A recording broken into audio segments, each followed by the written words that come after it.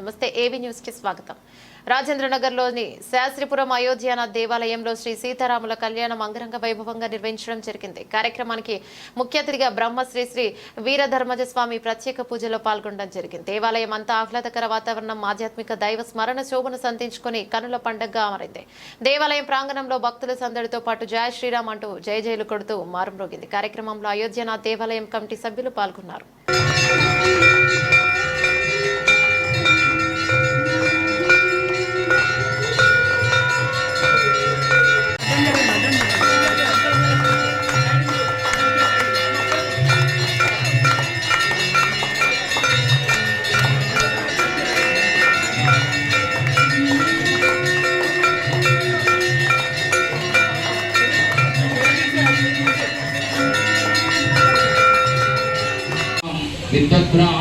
భ్రమరశోభితం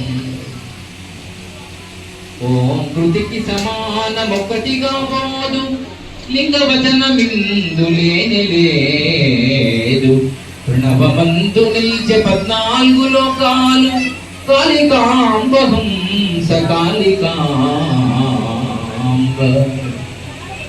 ఓం అనేటువంటి శబ్దము సనాతన హిందూ ధర్మంలో అతి ప్రాచీన పురాతన నిత్య నూతన శబ్దం. ఏంటది? ఓంకారం. అందుకే ఏ మంత్రం అయితే చదువుతారో ఆ మంత్రానికి ముందు ఓం గణేశాయ నమః, ఓం రామాయ నమః, ఓం లక్ష్మణ ఇలా ఉంటుంది. అవునా కదమ్మా? అవి ఓంకారము ఉన్నది.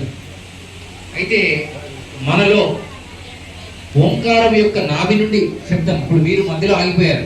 3 మార్లలో మధ్యలోనే ఆగిపోయింది. కారణం ఏమిటి అంటే మనకు నిత్యము దానిపైన అవగాహన ఉండాలి. శ్వాస కౌంటింగ్ ఉంటుంది ప్రతి మనిషికి.